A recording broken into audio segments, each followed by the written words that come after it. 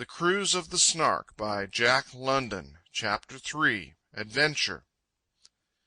No, adventure is not dead, and in spite of the steam engine and of Thomas Cook and Son, when the announcement of the contemplated voyage of the Snark was made, young men of roving disposition proved to be legion, and young women as well, to say nothing of the elderly men and women who volunteered for the voyage. Why, among my personal friends there were at least half a dozen who regretted their recent or imminent marriages, and there was one marriage I know of that almost failed to come off because of the Snark. Every mail to me was burdened with the letters of applicants who were suffocating in the man-stifled towns, and it soon dawned upon me that a 20th century Ulysses required a corps of stenographers to clear his correspondence before setting sail. No, adventure is certainly not dead, not while one receives letters that begin, "There is no doubt that when you read this sole plea from a female stranger in New York City," etc., and wherein one learns a little farther on that this female stranger weighs only 90 pounds, wants to be cabin boy, and yearns to see the countries of the world. The possession of a passionate fondness for geography was the way one applicant expressed the wanderlust that was in him, while another wrote, "I am cursed with an eternal yearning to be always on the move," consequently this letter to you. But best of all was the fellow who said he wanted to come because his feet itched. There were a few who wrote anonymously, suggesting names of friends and giving said friends qualifications, but to me there was a hint of something sinister in such proceedings, and I went no further in that matter. With 2 or 3 exceptions, all the hundreds that volunteered for my crew were very much in earnest. Many of them sent their photographs. 90% offered to work in any capacity, and 99% offered to work without salary. "Contemplating your voyage on the Snark," said one, "and notwithstanding its attendant dangers, to accompany you in any capacity whatever would be the climax of my ambitions." Which reminds me of the young fellow who was 17 years old and ambitious, and who, at the end of his letter, earnestly requested, "But please do not let this get into the papers or magazines." Quite different was the one who said, "I would be willing to work like hell and not demand pay." Almost all of them wanted me to telegraph, at their expense, my acceptance of their services, and quite a number offered to put up a bond to guarantee their appearance on sailing date. Some were rather vague in their own minds concerning the work to be done on the Snark, as, for instance, the one who wrote, "I am taking the liberty of writing you this note to find out if there would be any possibility of my going with you as one of the crew of your boat, to make sketches and illustrations." Several, unaware of the needful work on a small craft like the Snark, offered to serve, as one of them phrased it, "an assistant in filing materials collected for books and novels." That's what one gets for being prolific. "Let me give my qualifications for the job," wrote one. "I am an orphan, living with my uncle, who is a hot revolutionary socialist, and who says a man without the red blood of adventure is an animated dish-rag."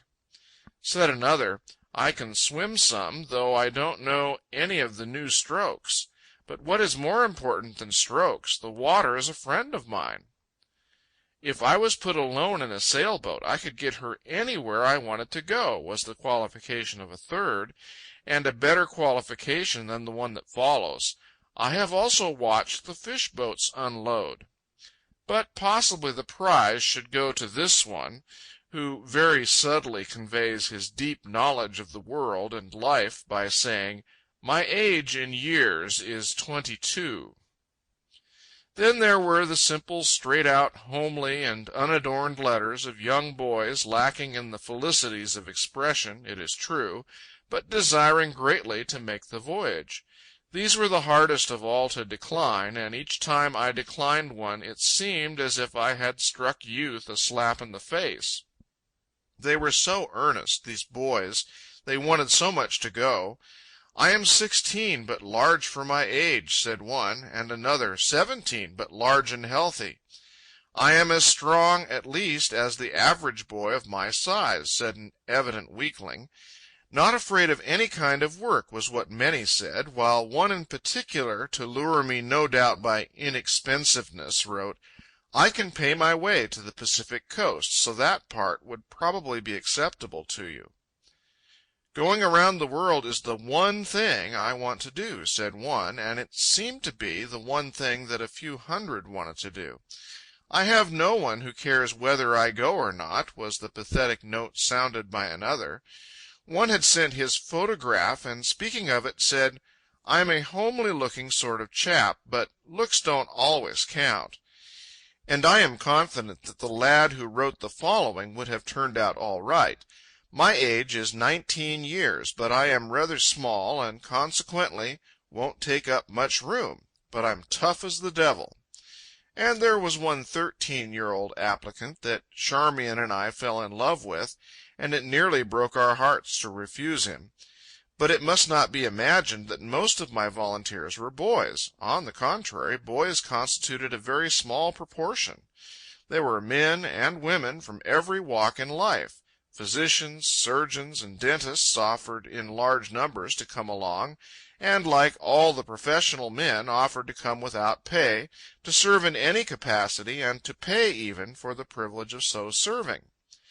There was no end of compositors and reporters who wanted to come, to say nothing of experienced valets, chefs, and stewards. Civil engineers were keen on the voyage. Lady companions galore cropped up for Charmian, while I was deluged with the applications of would-be private secretaries. Many high school and university students yearned for the voyage, and every trade in the working class developed a few applicants, the machinists, electricians, and engineers being especially strong on the trip. I was surprised at the number who in musty law offices heard the call of adventure, and I was more than surprised by the number of elderly and retired sea captains who were still thralls to the sea.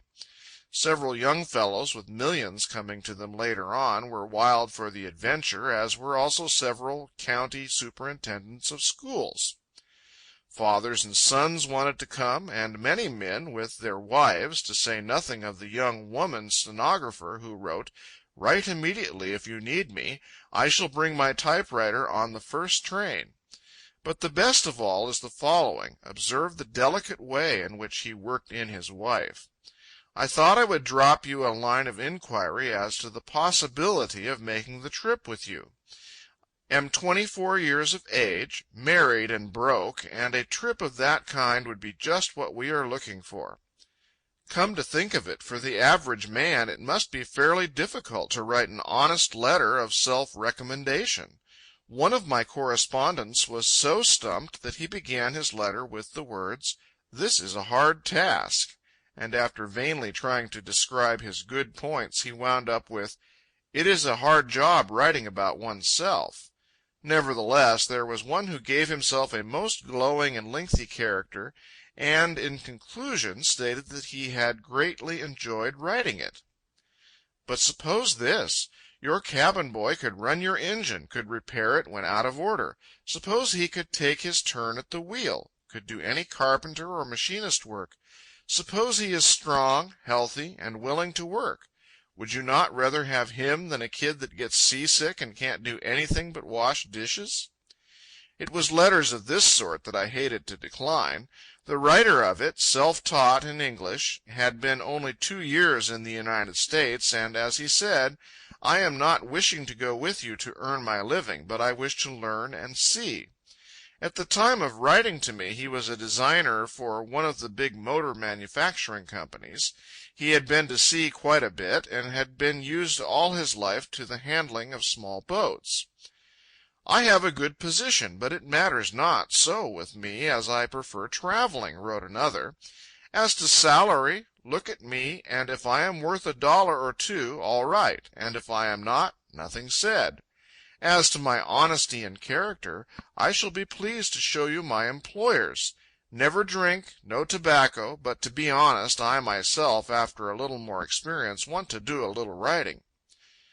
I can assure you that I am eminently respectable, but find other respectable people tiresome. The man who wrote the foregoing certainly had me guessing, and I am still wondering whether or not he'd have found me tiresome, or what the deuce he did mean. I have seen better days than what I am passing through to-day, wrote an old salt, but I have seen them a great deal worse also. But the willingness to sacrifice on the part of the man who wrote the following was so touching that I could not accept. I have a father, a mother, brothers and sisters, dear friends, and a lucrative position, and yet I will sacrifice all to become one of your crew. Another volunteer I could never have accepted was the finicky young fellow who, to show me how necessary it was that I should give him a chance, pointed out that to go in the ordinary boat, be it schooner or steamer, would be impracticable, for I would have to mix among and live with the ordinary type of seamen, which as a rule is not a clean sort of life. Then there was the young fellow of 26, who had run through the gamut of human emotions, and had done everything from cooking to attending Stanford University, and who at the present writing was a vaquero on a 55,000-acre range. Quite in contrast was the modesty of the one who said, I am not aware of possessing any particular qualities that would be likely to recommend me to your consideration, but should you be impressed, you might consider it worth a few minutes' time to answer. Otherwise, there's always work at the trade, not expecting, but hoping I remain, etc.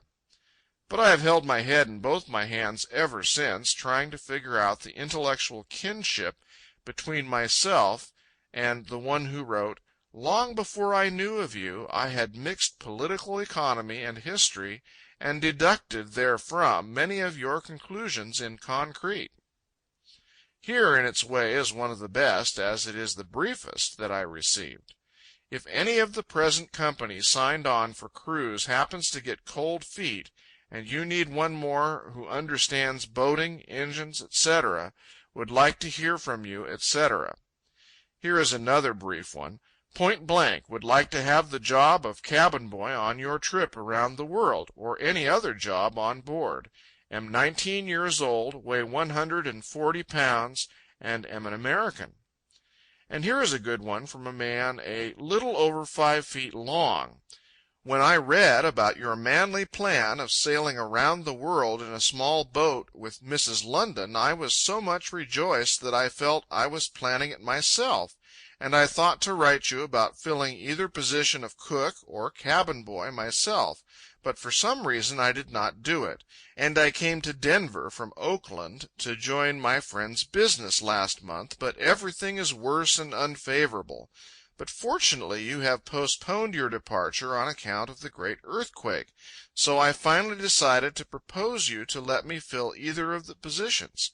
I am not very strong, being a man of a little over 5 feet long, although I am of sound health and capability. I think I can add to your outfit an additional method of utilizing the power of the wind, wrote a well-wisher, which will, not interfering with ordinary sails in light breezes, will enable you to use the whole force of the wind in its mightiest blows, so that even when its force is so great that you may have to take in every inch of canvas used in the ordinary way, you may carry the fullest spread with my method. With my attachment, your craft could not be upset. The foregoing letter was written in San Francisco under the date of April 16, 1906, and 2 days later, on April 18, came the great earthquake. And that's why I've got it in for that earthquake, for it made a refugee out of the man who wrote the letter, and prevented us from ever getting together. Many of my brother socialists objected to my making the cruise, of which the following is typical. The socialist cause and the millions of oppressed victims of capitalism has a right and claim upon your life and services. If, however, you persist, then when you swallow the last mouthful of salt chuck you can hold before sinking, remember that we at least protested. One wanderer over the world, who could, if opportunity afforded, recount many unusual scenes and events, spent several pages ardently trying to get to the point of his letter, and at last achieved the following: "Still, I am neglecting the point I set out to write you about, so will say at once that it has been stated in print that you and one or two others are going to take a cruise around the world, a little 50 or 60-foot boat. I therefore cannot get myself to think that a man of your attainments and experience would attempt such a proceeding, which is nothing less than courting death in that way. And even if you were to escape for some time, your whole person and those with you would be bruised from the ceaseless motion of a craft of the above size, even if she were padded, a thing not usual at sea." Thank you, kind friend, thank you for that qualification, "a thing not usual at sea." Nor is this friend ignorant of the sea, as he says of himself, "I am not a landlubber, and I have sailed every sea and ocean." And he winds up his letter with, "Although not wishing to offend, it would be madness to take any woman, outside the bay even, in such a craft." And yet, at the moment of writing this, Charmian is in her stateroom at the typewriter, Martin is cooking dinner, Tochigi is getting the table, Roscoe and Bert are caulking the deck, and the Snark is steering herself some 5 knots an hour in a rattling good sea. And the Snark is not padded, either. Seeing a piece in the paper about your intended trip, would like to know if you would like a good crew, as there is 6 of us boys, all good sailor men, with good discharges from the Navy and merchant service, all true Americans, all between the ages of 20 and 22, and at present are employed as riggers at the Union Iron Works, and would like very much to sail with you. It was letters like this that made me regret the boat was not larger.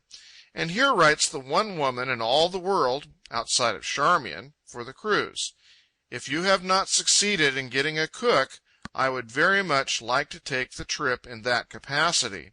I am a woman of 50, healthy and capable, and can do the work for the small company that composes the crew of the Snark.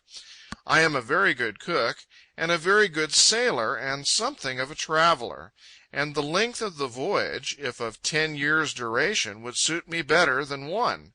References, etc. Some day, when I have made a lot of money, I'm going to build a big ship, with room in it for 1,000 volunteers. They will have to do all the work of navigating that boat around the world, or they'll stay at home. I believe that they'll work the boat around the world, for I know that adventure is not dead. I know adventure is not dead because I have had a long and intimate correspondence with adventure." End of chapter 3. Recorded by Brian Ness.